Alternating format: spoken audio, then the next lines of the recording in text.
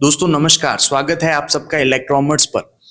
आज का जो टॉपिक है वो सिर्फ इलेक्ट्रिशियंस के लिए नहीं है, बल्कि हर उस इंसान के लिए है जो कभी ना कभी ये सोचता है कि भाई जब दुनिया में इतनी सारी चीजें एडवांस हो चुकी है तो इलेक्ट्रिसिटी में सिर्फ सिंगल फेस और थ्री फेस ही क्यों होता है, दो फेस सिस्टम क्यों नहीं होता है, या चार फेस का सिस्टम क्यों नहीं होता है, या मान लीजिए पांच फेस का सिस्टम क्यों नहीं होता है।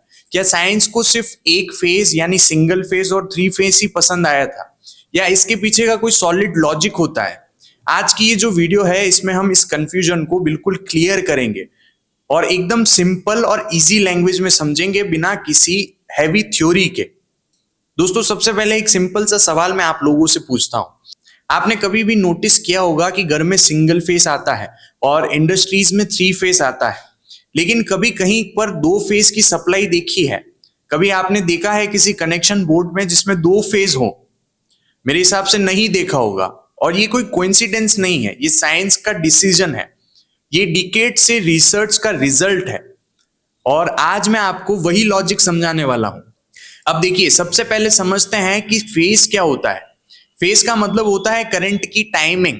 एसी सप्लाई में करंट ऊपर नीचे होता रहता है, कभी पॉजिटिव होता है कभी नेगेटिव होता है। ये एक वेव की तरह चलता है। इसी वेव को हम साइन वेव बोलते हैं।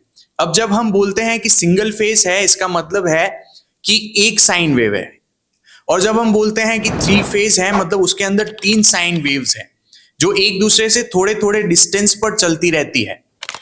सिंगल फेस में सिर्फ एक वेव होती है, इसीलिए उसके अंदर पावर स्मूथ नहीं होती है, कभी ज्यादा होती है कभी कम होती है। इसलिए सिंगल फेस पर हैवी मोटर्स चलाना मुश्किल होता है।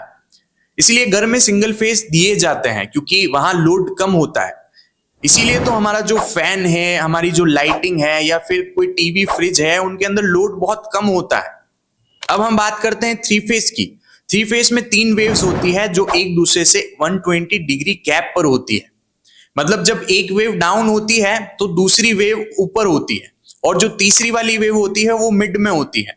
ठीक है, सिंगल फेस और थ्री फेस तो समझ में आ गया, लेकिन अब सवाल ये आता है कि दो फेस क्यों नहीं होते। दोस्तों पहले जमाने में दो फेस सिस्टम होते थे, और हाँ ये सच है। 1800 की सदी में अमेरिका और यूरोप में दो फेस यूज होता था। उस टाइम टेक्नोलॉजी लिमिटेड थी। दो फेस में दो वेव्स होती थी जो 90 डिग्री पर होती थी एक दूसरे से। सिस्टम कॉम्प्लेक्स होता था और लॉस ज्यादा होते थे। उस टाइम पर मेंटेनेंस मुश्किल होती थी। धीरे धीरे इंजीनियर्स ने देखा कि थ्री फेस ज्यादा एफिशिएंट है और ये दो फेस से ज्यादा सस्ता है और सिंपल है।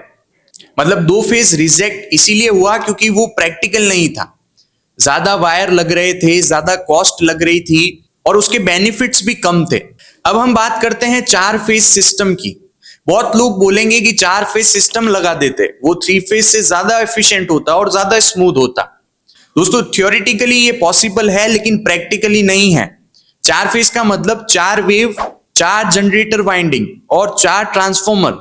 इसका मतलब ये हुआ कि मेंटेनेंस डबल हो जाता, लेकिन बेनिफिट थोड़ा सा ही मिलता। इसीलिए इंडस्ट्री ने बोला कि भाई इतना पैसा लगा के थोड़ा सा फायदा लेने का कोई सेंस ही नहीं है। इंजीनियर्स का एक रूल होता है, maximum benefit with minimum cost, और इस रूल में थ्री फेज सिस्टम एकदम परफेक्ट बैठता है। अब थोड़ा डीप समझते हैं। थ्री फेज में सबसे इंपॉर्टेंट चीज होती है balance. Three phase system naturally balanced होता है, पावर फैक्टर बेटर होता है, मोटर का टॉर्क भी स्मूथ मिलता है, वाइब्रेशंस कम होती है, बेरिंग की जो लाइफ होती है वो ज्यादा मिलती है। सिंगल फेस में क्या होता है, टॉर्क पल्सेटिंग होता है, इसलिए सिंगल फेस मोटर को कैपेसिटर लगाना पड़ता है, यानी उसको स्टार्ट करने के लिए हमें कैपेसिटर जोड़ना होता है। फिर भी वो वीक होती है, ज्यादा हीट करती है और ज्यादा करंट लेती है। अब इमेजिन करो कि दो फेज होता, उसमें भी पल्सेटिंग होती, तो चार फेज में कितनी ज्यादा कॉस्टिंग होती है और कितने ज्यादा इक्विपमेंट्स लगते हैं। और अगर हम फाइव फेज सिस्टम की बात करें तो वो सिस्टम अल्ट्रा कॉम्प्लेक्स हो जाता। इसीलिए इंडस्ट्री ने स्टैंडर्ड बना दिया, घर के लिए हमेशा सिंगल फेज को यूज करते हैं और इंडस्ट्रीज के लिए थ्री फेज को। अब एक इंटरेस्टिंग बात सुनो, थ्री फेज में हम स्टार और डेल्टा कनेक्शन बना सकते हैं, वोल्टेज कंट्रोल कर सकते हैं, स्टार्टिंग करंट को कंट्रोल कर सकते हैं। लेकिन क्या हम सिंगल फेस के अंदर स्टार डेल्टा बना सकते हैं? या फिर अगर हम दो फेस का सिस्टम बनाते तो उसके अंदर स्टार डेल्टा बना सकते क्या? शायद ये कभी पॉसिबल नहीं हो सकता था। पावर ट्रांसमिशंस में भी थ्री फेस बेस्ट है। लंबी डिस्टेंस पर बिजली भेजने में थ्री फेस सिस्टम में लॉस कम होता है। टावर्स होते हैं, कंडक्टर्स होते हैं और जो इंसुलेशंस होते हैं ये सब ऑप्टिमाइज्ड होते हैं। अगर चार फेस होता तो टावर और भी बड़ा बनाना पड़ता, उसकी कॉस्ट कितनी ज्यादा हो सकती थी, वहां पर प्रॉब्लम्स और लॉसेस बहुत ज्यादा बढ़ जाते। दोस्तों, दुनिया में जो भी स्टैंडर्ड होता है वो रैंडमली नहीं बनता है, वो सालों की एक्सपेरिमेंट, फेलियर और जो एक्सीडेंट हुए हैं पहले उनको ऑप्टिमाइज करके बनता है और उन पे इंप्रूवमेंट करने के बाद बनता है। थ्री फेस सिस्टम भी ऐसा ही बना है। पहले एक फेस था, फिर दो फेस ट्राई किया, उसके बाद थ्री फेस पर हम लोग आए हैं। अब एक सिंपल सी लाइन याद रखिए, सिंगल फेस हमारे घर के लिए होता है क्योंकि वहां पर कम लोड होता है, और थ्री फेस होता है इंडस्ट्रीज के लिए जहां पर हैवी लोड होता है। और जो टू फेस सिस्टम है वो ओल्ड टेक्नोलॉजी थी, और अगर फोर फेस की बात करें तो वो अननेसेसरीली बहुत ज्यादा कॉस्टली होता है। अगर कल कोई नई टेक्नोलॉजी आ जाए जो फाइव फेस को चीप बना दे तो हो सकता है फ्यूचर में चेंज हो सकता है, हमारा जो थ्री फेस सिस्टम है वो पांच फेज में चला जाए, लेकिन अभी के टाइम पर थ्री फेस ही सबसे बेस्ट है। तो दोस्तों, आज हमने जाना कि दो फेस या चार फेस क्यों नहीं चलते हैं और सिंगल फेस और थ्री फेस को दुनिया में क्यों स्टैंडर्ड माना गया है। ये सिर्फ बिजली का टॉपिक नहीं है, ये इंजीनियर्स की थिंकिंग का एग्जाम्पल है कि सारी चीजों को सिंपल रखो, स्ट्रांग रखो और सस्ता रखो। अगर आपको आज का ये वीडियो पसंद आया है और आपको लगा है कि आज कुछ नया सीखने को मिला है तो वीडियो को लाइक जरूर करना और चैनल को सब्सक्राइब कर लीजिए ऐसी और वीडियोस को देखने के लिए। कमेंट करके बताइए आपको नेक्स्ट वीडियो कौन से टॉपिक के ऊपर चाहिए।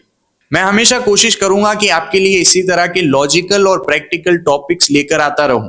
तो दोस्तों, मिलता हूं नेक्स्ट वीडियो में। तब तक के लिए दोस्तों धन्यवाद और सेफ रहिए, सीखते रहिए और इलेक्ट्रॉमर्स के साथ जुड़िए सब्सक्राइब को दबाकर।